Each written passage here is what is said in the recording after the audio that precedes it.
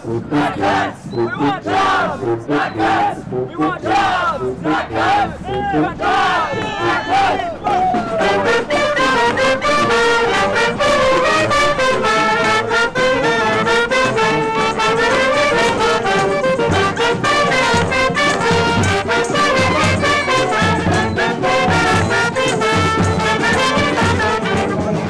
There's so much that's happened over the last 4 years, and we're nearly more than 4 years.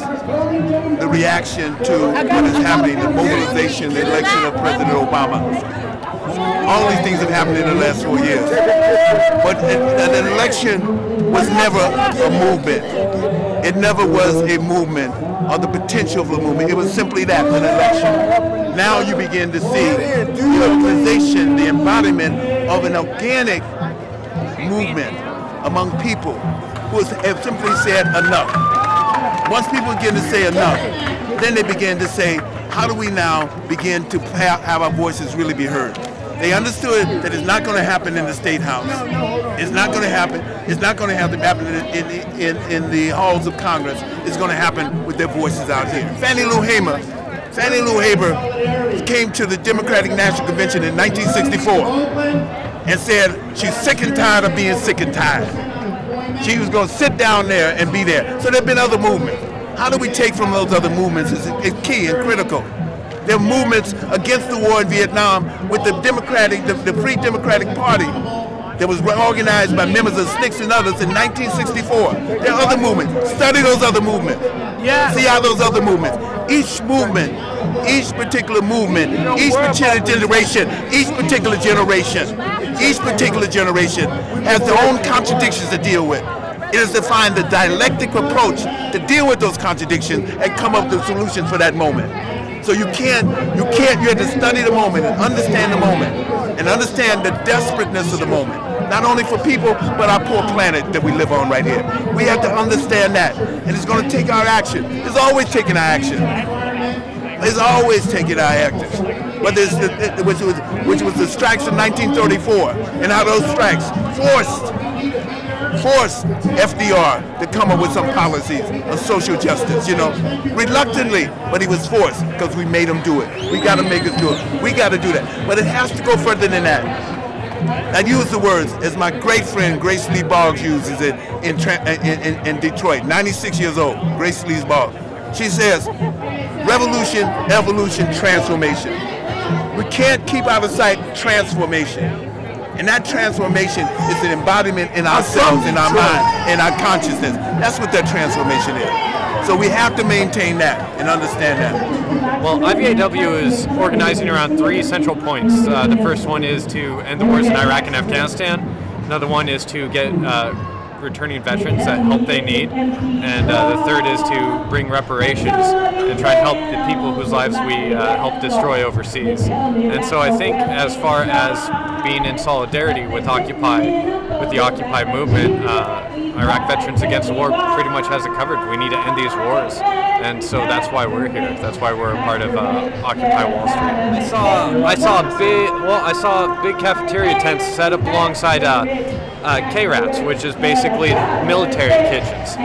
We had corporate services to wash our laundry when we could have washed it for ourselves. I remember my dad telling me, the military took care of itself. The military didn't need anyone else. Well, apparently now the military needs someone for every single service that it needs. Someone to wash their clothes, someone to protect their bases, someone to cook their foods. And that's not the way that the military is supposed to be run, and that's part of the reasons why this war is costing us so much. I'm with the California Nurses Association.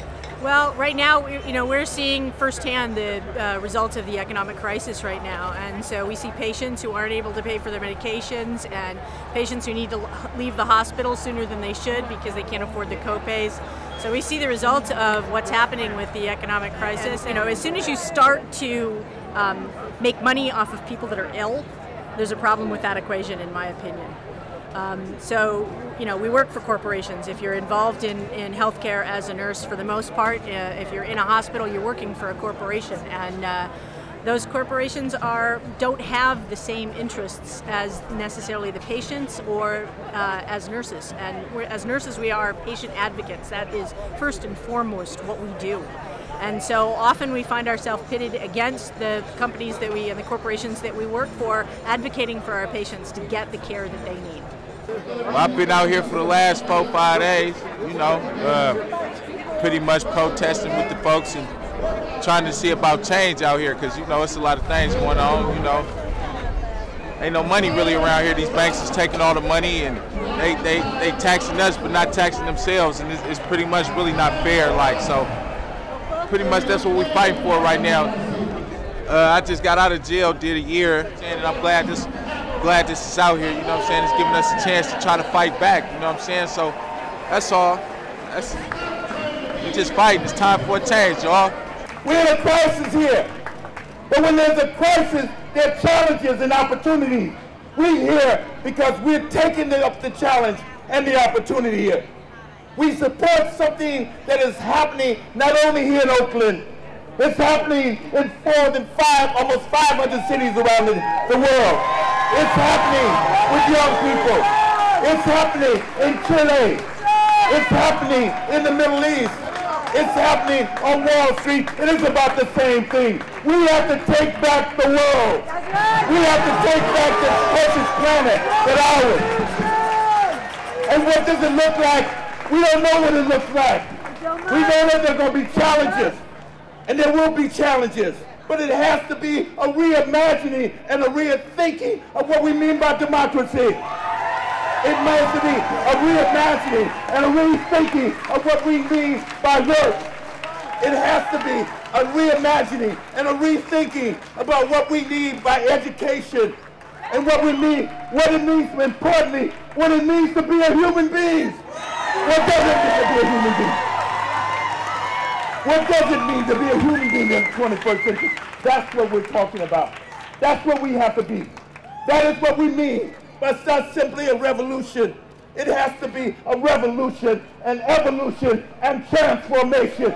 We have to be the change that we want to see. When we work at something, we know, given our strength and based on our faith in humanity, that something else is going to happen. Power to the people.